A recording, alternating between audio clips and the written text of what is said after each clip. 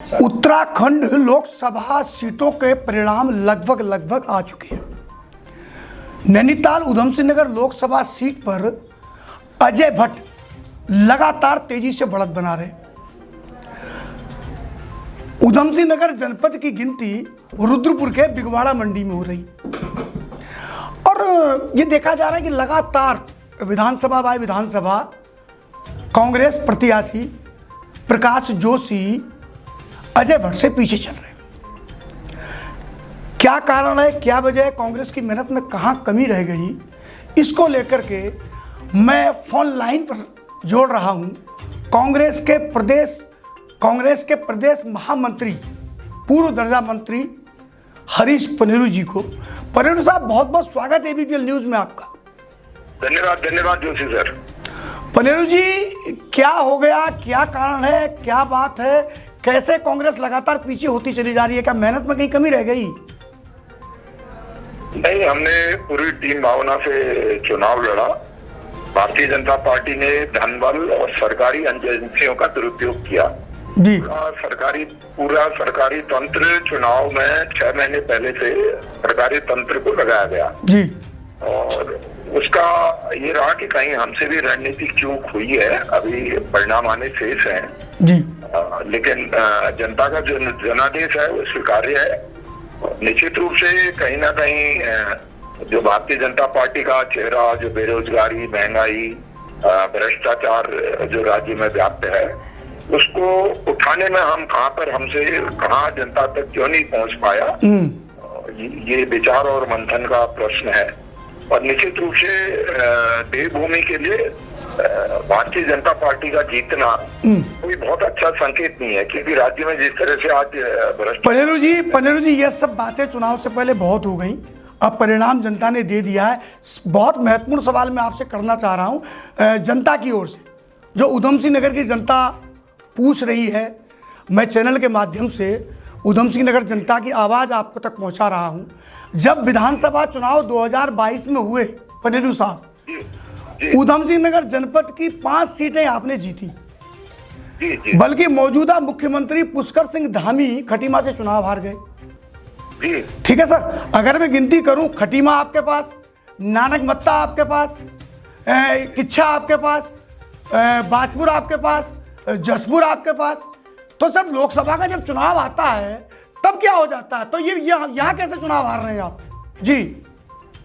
नहीं, अब ये जनता लोकसभा का चुनाव और विधानसभा के चुनाव में बहुत फर्क होता है। नहीं, कैसे फर्क है? क्या विधायक जो मौजूदा विधायक है उनके मेहनत में कहीं कमी रह गई क्या जी? ऐसा होता है, लोकसभा और विधानसभा का चुनाव, लोकसभा का चुनाव देश के हिसाब से होता है और विधानसभा का चुनाव व्यक्ति के हिसाब से ज्यादा होता है, क्योंकि छोटा चुनाव होता है। मैंने जैसे आपको बताया कि कोई रणनीतिक चूक हमसे और कहाँ पे कौन मुद्दे और हम जनता की नब्ज को क्यों नहीं टटोल पाए, ये हमारे जो बड़े नेता हैं प्रदेश स्तर के, वो इस पर मंथन करेंगे, विचार करेंगे।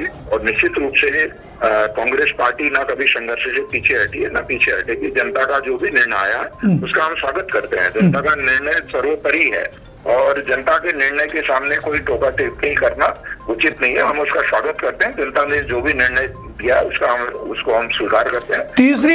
लगातार तीसरी बार स्वागत कर रहे हैं जनता के निर्णय का। 22 में हारे, उससे पहले आप 19 में हारे, अब ये परिणाम आपके सामने 24 में आ गया। अच्छा पनेरू जी, नगर निकाय का चुनाव भी बिल्कुल मौजूद समय पर आके खड़ा हो गया है।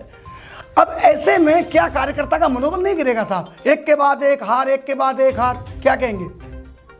नहीं, मनोबल नहीं, संघर्षवान वीरवान होते हैं, कभी मनोबल नहीं गिरा करते हैं। और हार के बाद ही जीत मिलती है। और निश्चित रूप से मैं कांग्रेस के कार्यकर्ताओं और जनता को कहना चाहता हूँ कि कांग्रेस पार्टी जो लड़ाई लड़ती है, आप जानते हैं कि मेरा एक लंबा संघर्ष का इतिहास रहा है और मैं आज भी संघर्ष के दौर से गुजर रहा हूँ। तो हर एक कार्यकर्ता हमारा ऐसे संघर्ष करेगा और हम जीत के मुकाम तक पहुंचेंगे।